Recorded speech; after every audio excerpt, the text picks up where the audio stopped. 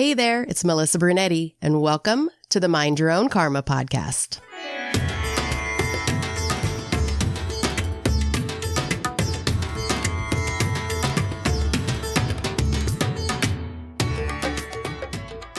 Hey there, Karma Crew. It's Melissa Brunetti, and thanks for joining me for this episode of Mind Your Own Karma, the Adoption Chronicles. I have Maria DiDio on the show today. She's an adoptive mother and children's author whose adoption-themed books encourage open and honest conversation between parents and children. Maria's Life Adventures children's book series features stories about adoption from the point of view of the child. It all started with her memoir, L.I.F.E at the Border. Maria holds a BA in psychology from Villanova University and an MSW in Family Specialization from the University of Pennsylvania. She is the mother of two young, wonderful women and is at her most creative when she is traveling and experiencing new people, places, and things to eat, and then writing about it. She lives in Philadelphia with her husband, Richard. And before I get into the interview portion, I need to tell you that I had a storm in California last night that made my Wi-Fi go a little wonky. So I apologize ahead of time if you are watching because my video is a little weird and foggy. But the good news is that Maria's video turned out perfectly and her audio is perfect. So you will get to hear her story, which is the point of this podcast. So without further ado, here is my interview with Maria. So we are welcoming Maria DiDio to the show today, and she is an adoptive parent and an author of some children's books that discuss adoption and some of the challenges adoptees and adoptive families face. So I'm super excited to get into this conversation. Welcome to the show, Maria. Oh, thanks so much for having me. So let's just ask first, why did you write these children's books?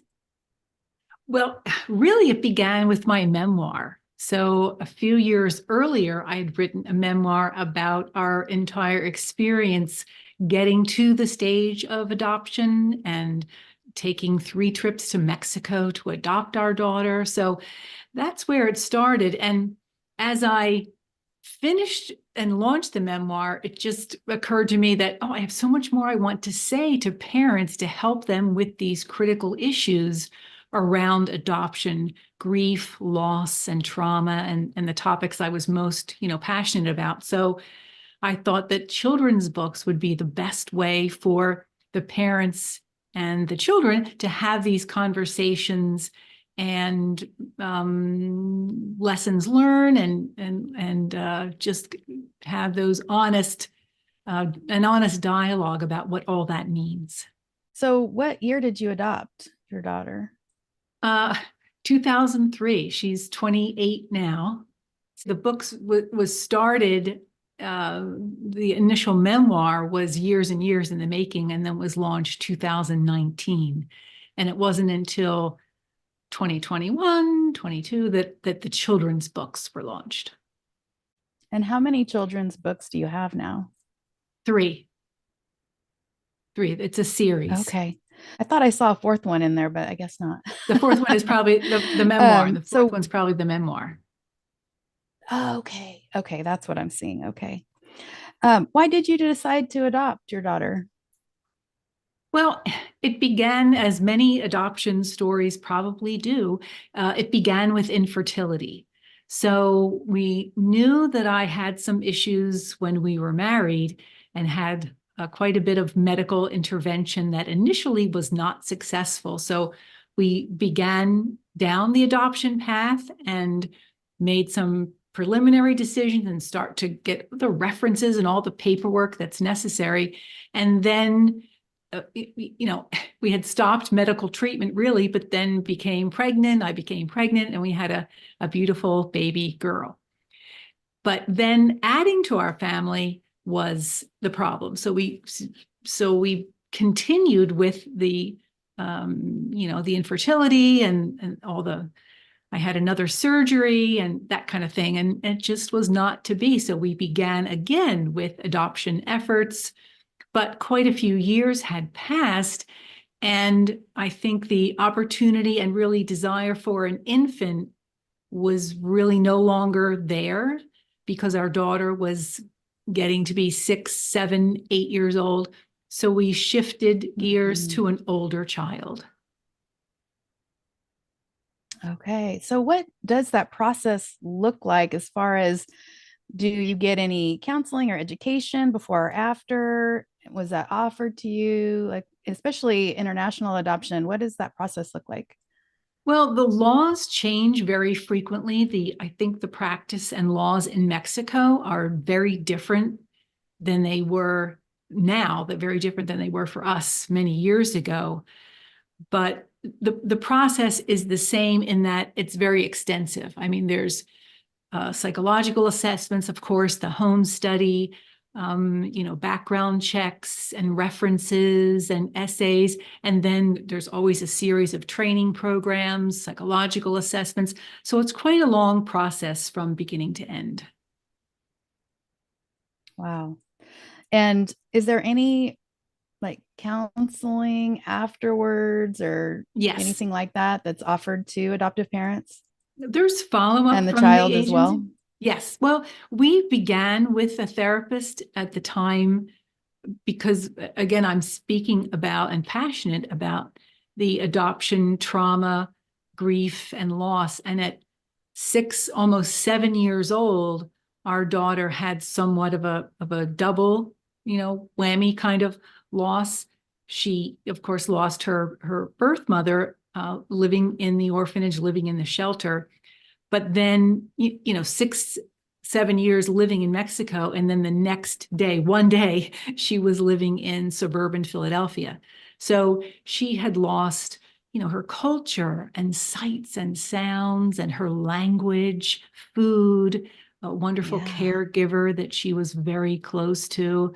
So we had a number of meetings and with not only with the agency, but then we sought a therapist on our own just for, the whole transition took time.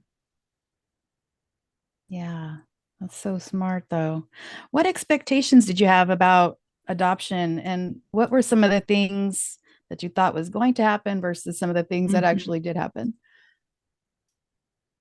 Well, that's such a good question because that's really also part of the answer about what led to the writing of the children's books. Because, the myth of adoption is so well known, and people would say to us very frequently, "Oh, she's so lucky. She's so lucky to be part of your family, and you're such a wonderful family. And isn't it wonderful? Isn't it lucky that she ended up with you?"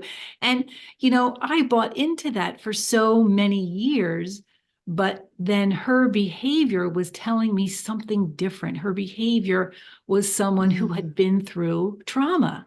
So I began to pay attention to that and really research and read about that, and understanding that this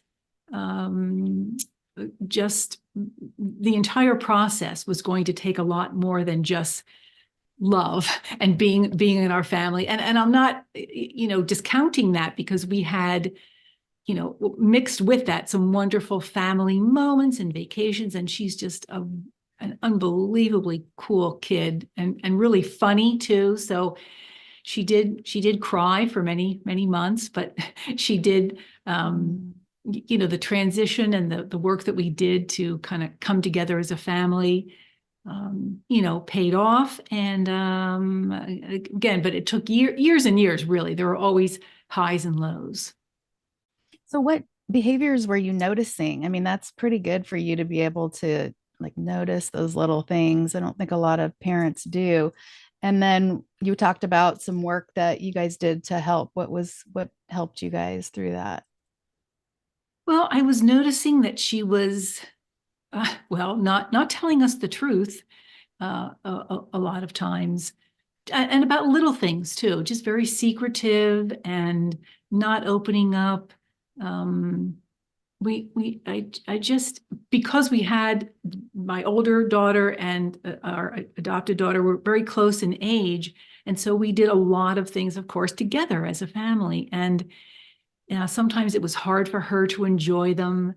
And so things like that, you can't help but notice just the temperature in your own home and the differences, between children. Even biological children have differences, but this was something else altogether. So initially, we sought a therapist who saw our children individually, then us together as a family, and it just provided a space where the girls could say things to someone else and not just to us.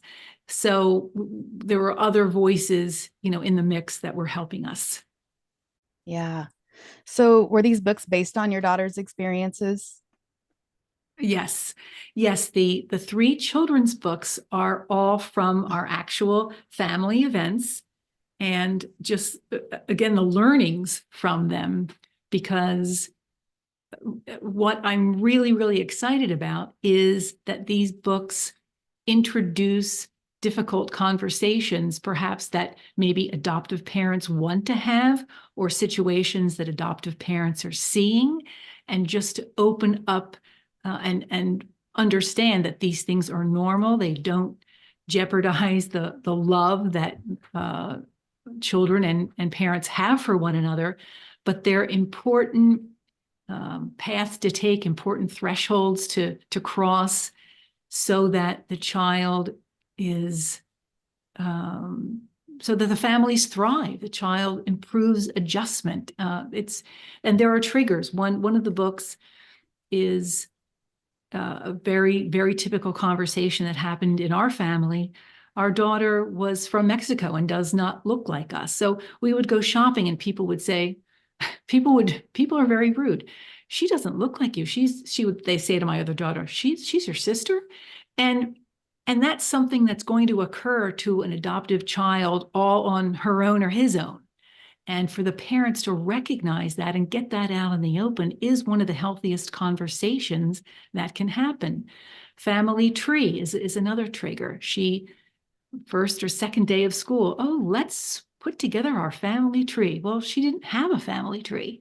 So we did a lot of work around that. And so I thought it was important to introduce these concepts in a book to kind of normalize that conversation and encourage that conversation, so parents weren't threatened by it and know that the love is still there. So I often say that a loving family, a loving, wonderful adoptive family, doesn't take away ever the pain of the family that is unknown to that child. So that child is always going to be asking, even if never spoken, always going to be asking in her head, who do I look like? Where did I come from? And I wanted to, as I said, get those conversations out there and those thoughts in parents and children's minds. Yeah, I think that's great because, even adoptees always have the narrative, or we always get the feeling like we can't talk about adoption. And I think adoptive parents kind of have that understanding too. Like if we don't talk about it, it's not a thing. So actually in these books, giving the permission to have the conversation is huge. Just giving the permission to adoptive parents to have the conversation that's not going to negate the relationship Exactly. or hurt it in any way. In fact, it's going to help. Yeah. Yes. And in your Well book, said. Many People to Love, the character isn't so happy to be adopted in some of the book. And so did you experience that with your daughter Oh, as yes. well? Yes. So, I mean, it was a transition to be expected in terms of eating new food, being in a shelter or an orphanage with 30 some children. And then, as I said, coming into a home in suburbia and having a sibling, quite a change. I mean, it was so funny initially. We did not speak Spanish, and that was kind of another hurdle. And she was very emphatic one day saying something, and I asked, we had a woman help us with translation. And then my friend said, oh, she says she's bored. And I thought that was so funny. I said, well, of course she is. Yes. Why didn't I think of that? She has had, 30 playmates. And now she's in this house with this one other kid that isn't crazy about the situation either. No one speaks English. And so a lot of things, you'd think it was so obvious, but I was thinking, oh, we just love this kid to pieces. This is so fun. It's so wonderful. We're going to do so many fun things. We went to the beach and, we did fun things, but it wasn't the same. And it just took a while for that to dawn on me. So I wanted to paint a little bit of those pictures in the children's books and have parents think about those. Now, this was an international adoption, so obviously there were other hurdles, but some of the concepts are still very, very appropriate. Yeah. And one of the things I liked was that you incorporated like her food, what she was used to, her culture, and things like that, that are so important to remember when you bring even a baby from another culture into the world. I still think you should celebrate those holidays and, Mhm. like I said, make the food together and go to festivals and all those things that kind of celebrate where they came from as well. Yes, yes, I agree totally. Celebrate all of those bio connections. The adoption story should be discussed and open as soon as the child can even speak, even though the concept of adoption is not well understood. Just have it, because kids love to talk about their births. All kids love to talk about their birth story. So for adopted children, it should be the same joy and celebration of, where they came from, that first family. Yeah. Does your daughter know anything about her biological family? Is she curious at all? You know what? Not at this time. She has maintained connections to the shelter, to the orphanage all these years. And I think that's been enough for now. And we've visited them as a family, and we've been to Mexico many times. So that link and that connection is there. Whether that will, transition to biology at some point, I'm not sure. Yeah. What things do you think adoptive parents should work on before adopting a child? Well, one thing that I think happens somewhat naturally when you reach out either to an agency or perhaps in some of your social conversations, get to know other adoptive families. I found that so um, uh, rewarding, and so it would just produce so many ideas and things to think about when I started to talk to other adoptive families about things that were happening in their family, how they prepared, even any hurdles they encountered, legally or whatever, just to be knowledgeable about those things. And the second thing I recommend is really do your research. I mean, I was seeing behaviors that honestly I don't think we were really prepared for. But then once I started reading, and now there's so much more out there. When this was years ago, and there was not a web or anything. But I remember taking a trip and just packing like 6 or 7 books in my suitcase, which was, I don't know, I guess I didn't have it. I didn't have a Kindle even back then. But anyway, I was packing all these books. It's important to research and read as much as you can about these topics, because when I did and I saw these trauma-induced behaviors, it was like a light bulb went off. Someone hit me over the head. I said, this is it. These are not behaviors directed at us because she hates us. She's still feeling this separation, this grief, this trauma. And when we could really address that a little bit more head on, the results were so much better. And then therapy, Yeah. finding a therapist that is appropriate for the child's age. And that changed as she grew. So we had a different therapist in teenage years than we did initially. So it's important to have that. Yeah. That's super important. Very important. Yeah. Since you went through the process, was there anything that you saw that you think needs to change either with the adoption agencies or adoption legislation that would help the transition for children and adoptive parents? Well, the situation, the laws in Mexico were different then and now. So I don't know if I'm really the best person to answer that. I know that Mexico had quite a few extra hoops to jump through that may have since been changed. I'm really not sure. So they was in the best interest of the children. There were too many. You actually had to fly to different cities to get the visa and the birth certificate, and that's kind of crazy. Why couldn't everything be done in one city? Mexico is big enough. Mexico City would be big enough for all that. But yeah, so maybe that's changed. So I really can't comment more on that. Why did you decide to adopt internationally?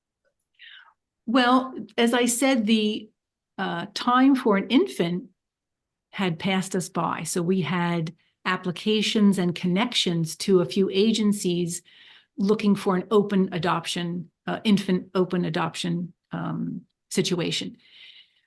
But then one of the agencies closed because of some state issues that was out west somewhere. And then it was not a positive picture at some of the other agencies that we were looking into. And just very, very happenstance, I saw an article in a newspaper about a local church that was having a summer camp hosting a summer camp for children from Mexico. Several different shelters, several different orphanages were kind of gathering these children together. And this church was sponsoring their trip. I think it was 2 or 3 weeks at this summer camp. And then at the end of the article, it said some of these children are eligible for adoption. And when I looked at the photo, it was just the age group that we were interested in. So I contacted them, and lo and behold, I found out that some other families within our local area had adopted from this organization, or it wasn't the church, but the church was in contact with other agencies and such. So we began the process from there, and it just seemed kind of like the perfect match. I mean, obviously it took time still for paperwork to be completed and whatnot, but the timing worked very well. How long was the process? Well, let's see. All told, it was probably 1.5 years at least from beginning to end by the time we finished. To 2 years, probably. Longer than I thought. Yeah. Wow. So what advice or guidance would you give an adoptive parent or those considering adoption? Well, the networking with other adoptive parents, and of course the research. Now there's just so many research and Facebook groups. I'm finding out I'm a member of quite a few Facebook groups where parents discuss, their issues before and after and during. And so those are very helpful. And then staying connected again to therapy for not only your own, either your own mental health and adjustment or family expectations. And then once the child, depending on the age of the child, of course, we had a wonderful therapist right away because our daughter was 6, 7 years old. So depending on the age of the child, get a therapist that really is an expert in the adoption world, the transition and the trauma that I've been speaking about. Yeah. So let's talk about your 3 children's books a little bit. I love in the beginning how you have the notes to like adoptive parents and teachers about different things. I love that part. But talk about each book and tell us kind of about what the subjects are and things like that. Well, the first book is called Many People to Love. And the first book is really about the transition and cultural hurdles that were pretty typical for a child coming from another country.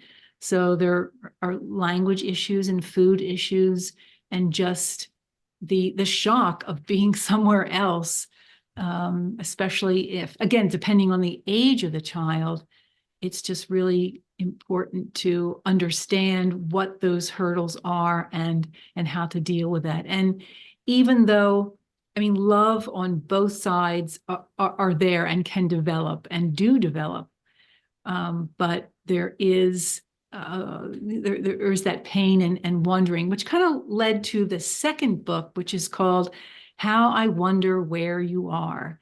And it's a series, so it's the same girl, settling in with her family, but then experiencing just everyday events like going shopping or being at school and having others either ask or bring up the fact that she's adopted and, she doesn't look like her sister. And the child wondering, where's my mother? Could you be my first mother? Could you be? And so these thoughts are typical, routine. These thoughts are to be expected and are not in any way messages to the adoptive family that the love isn't there, because the love is there on both sides. But these are questions that adopted children need to ask and need to be reassured that it's okay that they feel these things. That's really the message there. And the triggering event is that family tree that I mentioned earlier. So how does that work in terms of getting to know the family? And also a birthday. Adopted children sometimes feel very alone on their birthday. That's the day that maybe perhaps reminds them of their biological connection. And so there may be other days to have a celebration.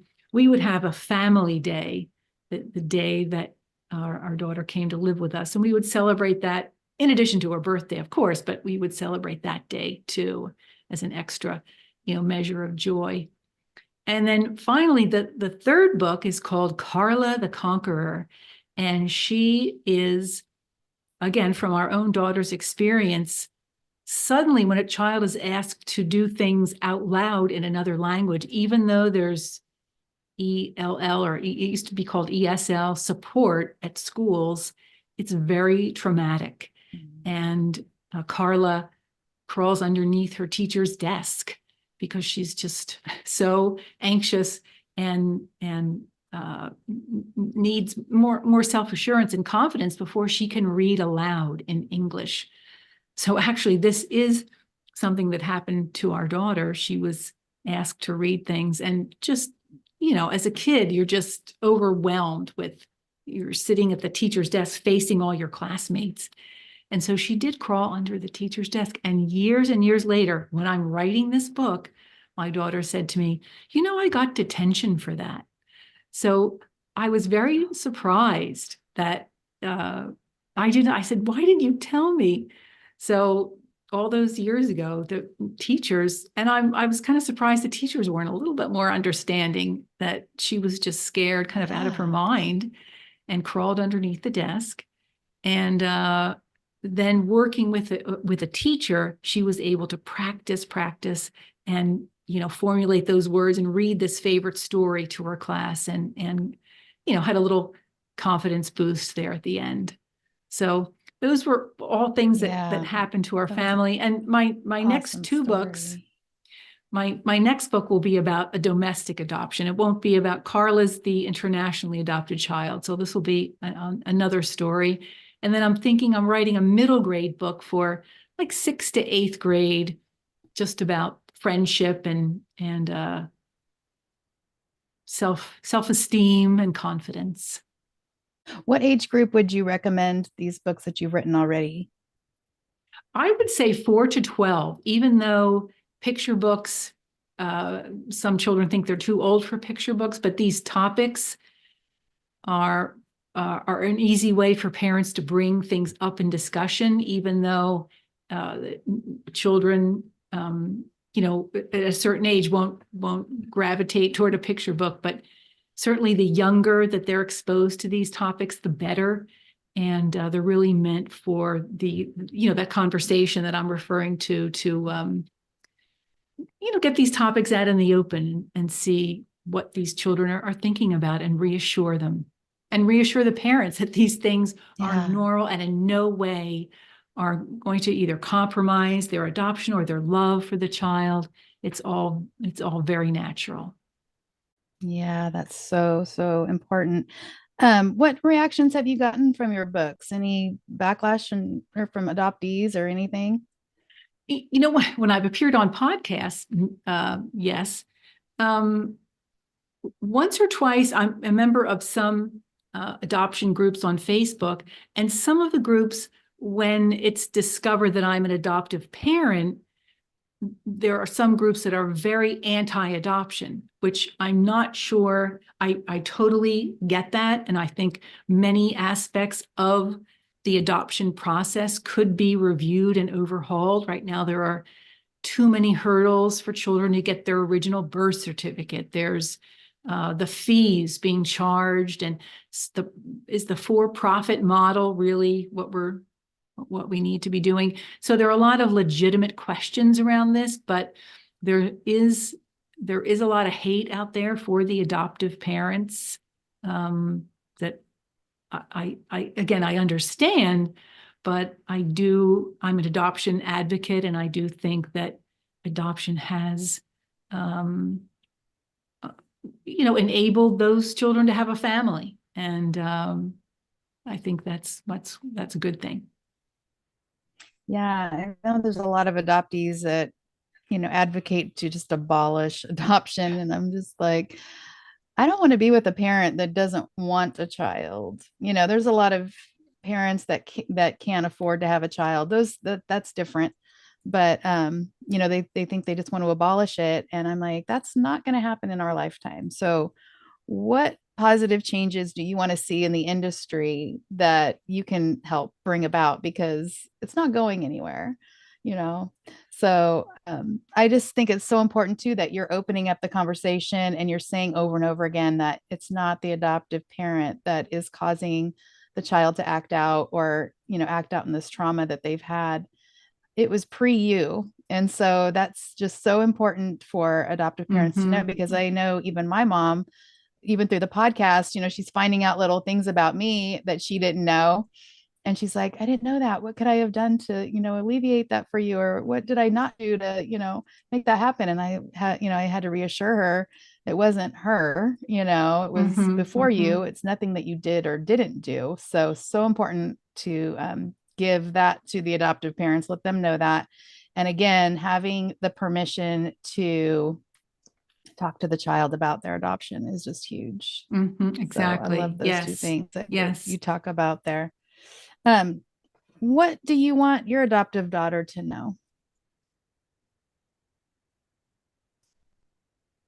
That I'm more educated now than I was, or beginning with my research phase of our relationship.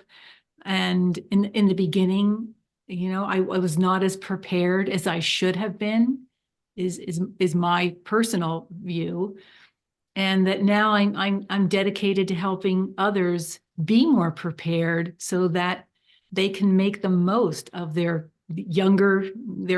all their years together, instead of having regrets later on. And that all this hate about abolishing adoption is, I get that, but I just don't see any realistic alternatives being proposed. I hear that loud and clear, but the sometimes in my reading of instances, I've heard that family members are not as well as researched as they should be, and maybe adoption is, because there are a lot of ready and waiting families for adoption, and maybe there needs to be more of a search for family members who could have stepped in. I have read that. Yeah. And then many states, I just read a whole list of all the states with certain restrictions on birth certificates. I think that could be eased up a little bit, a lot. And just these biological questions need to be answered for the child's own health. Keeping that information and their health, their medical history is dangerous. It just, adoptees need to know that. So those are some steps that could be taken right away. But abolishing, I just wrote an article on that. I haven't published it yet, but I just don't see that I just don't see any realistic alternatives being proposed when these comments come out. Yeah. Yeah, exactly. Well, in closing, what would you want struggling adoptive parents to know? Oh, well, just to be reassured that what they're seeing and in terms of behaviors need to be, I don't know how to put this, reacted to carefully. And it's, as you said a little bit earlier, it's no one's fault. I think there's a saying, trauma, the body knows trauma, or something like that. The body manifests trauma. And these things, I've read about adoptees not really, they call it the adoption fog. So perhaps not really even thinking about these things or wanting to search for their biological connections until 30s, 40s, 50s. And that's fine.